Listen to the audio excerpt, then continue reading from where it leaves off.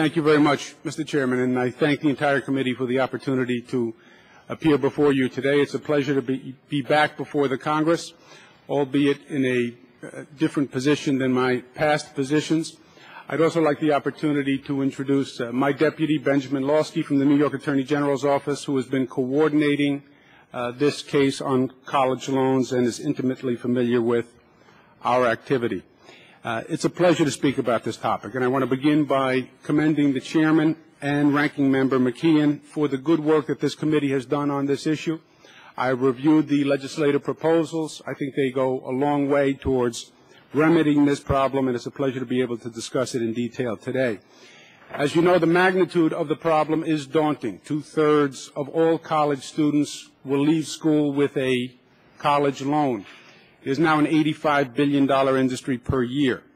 My office's investigation has found a wide range of improper and illegal activities occurring in a wide range of schools. Bad practices occur at small schools with enrollments of less than 2,000 students and at large state universities with more than 20,000 students. The problems exist across the country, from New York to California.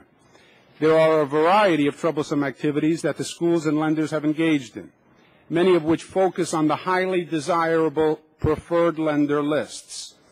There are usually separate preferred lender lists for specific loans, Stafford loans, PLUS loans, private loans, etc. In some instances, these preferred lender lists contain dozens of potential lenders. In other cases, the schools use the lists to recommend only a handful of lenders, sometimes a single lender. The economic benefits to the lenders included on these preferred lists are powerful. Remarkably, 90% of students take their loans from the preferred list. Why?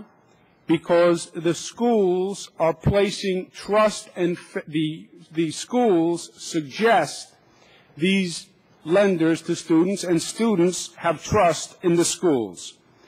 When schools place lenders on the preferred lists based on benefits to the schools as opposed to the students, the school violates that relationship of trust. In our opinion, this violation of trust makes a bad situation worse. We have found a range of illegal activities, including direct payments to the schools, as well as inducements to individual financial aid officers. Aid officers are given expensive meals, travel to attractive locations, tickets to entertainment events, honoraria to serve on lender advisory boards.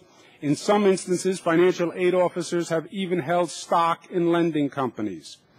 Benefits to the schools include lender-funded printing of schools' financial aid materials, lenders who are running call centers for the schools where the person who answers the telephone is identified to the student as a representative of the school, even though it is actually an employee of the lender. Another practice which we have found is quote-unquote co-branding between lenders and schools, using the school's colors, mascot, and logos to convey at best the school's endorsement of the loan and at worst a false impression that the loan is being offered by the school itself. There are also disturbing practices with respect to opportunity loans, where a lender gives the school essentially a line of credit, sometimes offered in exchange for placement on the preferred lender list or for specified loan volume on other types of loans. In my opinion, some tactics are a form of predatory lending. Allow me to quote from a lender's sales manual. Quote, "We leverage the school name as much as possible because the target is already predisposed to the brand." Close quote. The quote-unquote target is the student. The most egregious practice that we have found is what's called revenue sharing. In revenue sharing arrangements, the lender pays the school a set percentage of the student loan volume. The revenue sharing arrangements are essentially undisclosed loan brokerage schemes. In my opinion, no better than illegal kickback arrangements found in other industries. These practices hurt students in at least two ways. First, the practices stifle competition. Closed lists mean less competition. Lenders who could actually bring down interest rates for student loans are often eliminated from the process. Second, the lender payments and inducements increase the cost of the loan to the lender and are ultimately passed on to the students as the consumers. In the case of the University of Pennsylvania, revenue sharing resulted in a $500 added cost to each student taking the Citibank loans involved.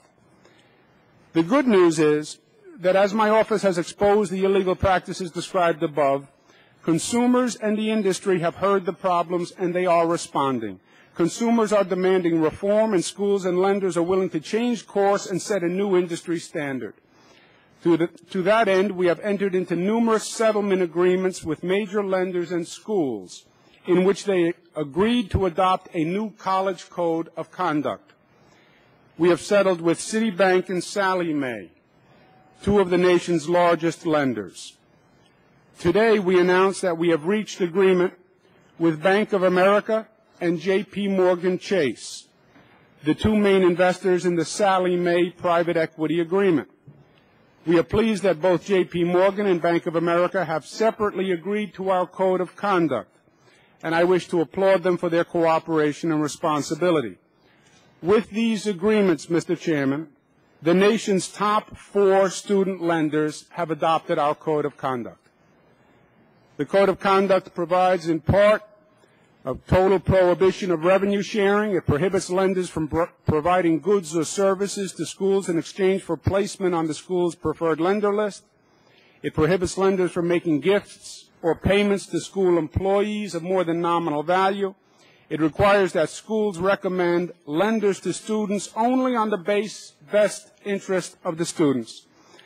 Finally, schools are prohibited from placing a lender on the preferred list for a particular type of loan in exchange for benefits provided to the school or the school students in connection with different loans.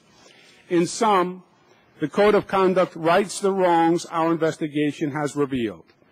Our code and the House and Senate proposals are all on the same theory and seek the same goal. I endorse Chairman Miller's Sunshine Act, which goes a long way towards ending the payments by lenders to school officials and requires important disclosures in connection with preferred lender lists.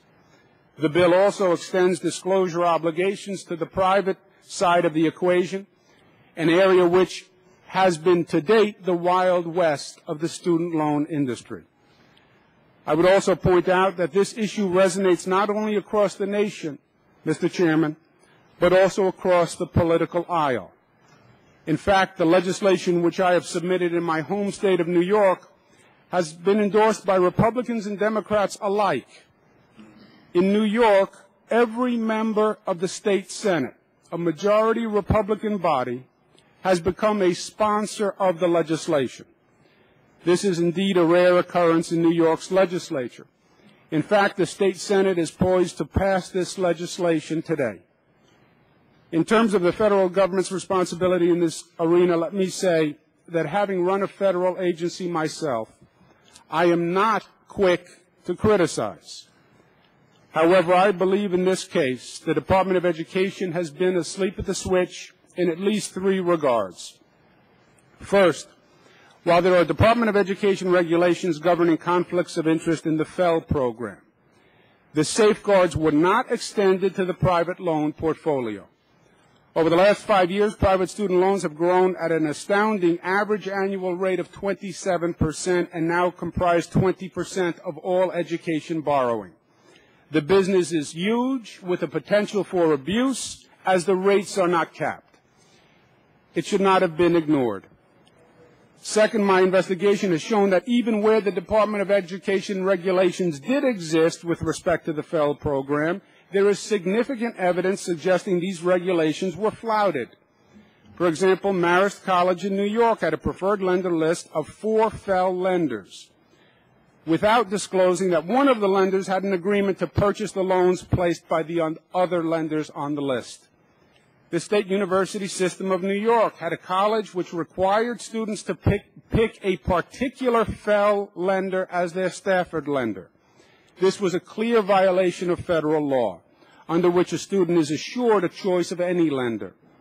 The New York Institute of Technology chose FEL preferred lenders by considering how much each lender contributed to sponsor the school's programs or events.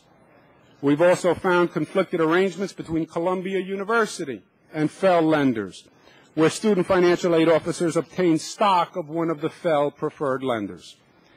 Third, it has recently been reported that the Department of Education rulemaking process, which was supposed to resolve these issues, has broken down. To me, Mr. Chairman, that is like saying the fire truck has stalled on the way to the fire. It is simply unacceptable that the DOE can fail to right these wrongs in the midst of the disturbing revelations and at a time when students all across the nation are clamoring for guidance and help. Announcing a task force at this late date is frankly too little too late. The department can and should issue regulations immediately for effect to reform the industry and protect our students. Today, the marketplace is ahead of the regulators. Lenders and schools are reforming practices, and the Department of Education has still not acted. Chairman Miller has written to the U.S. Education Secretary Margaret Spellings calling on her to take emergency action to reform the nation's student loan programs, and I commend the chairman for his leadership on this issue. I also commend Senator Kennedy for his outstanding leadership on this issue. In conclusion, Mr. Chairman, I believe that real change is coming on this issue. As Malcolm Gladwell explains in his book, Tipping Point, the awareness caused by these investigations has reached a critical mass that will demand response. The outrage resonates on many levels across the country, and change is underway from many sources. Government is responding. Last week, over 40 Attorney General's offices participated in the conference call on this issue. State education offices are reforming practices. State legislatures are preparing legislative solutions. Editorial boards are advocating reform. Significantly, the market itself is demanding a response, as students now informed are asking the tough questions, and lenders must change their practices or risk losing business. Schools on their own initiative are changing their practices. I believe in the states as laboratories of democracy, and I believe in the free market system to correct itself when the consumer is informed. But I also believe that federal action is the swiftest, most comprehensive resolution to a nationwide injustice. Change can and will come on this issue, Mr. Chairman. The question is how and when. It is not a time for just task forces or study groups. We know the facts painfully well. It is a time for action. I look forward to federal leadership and cooperation, and I thank you and the committee for the honor of appearing before you today on this very important topic. Thank you.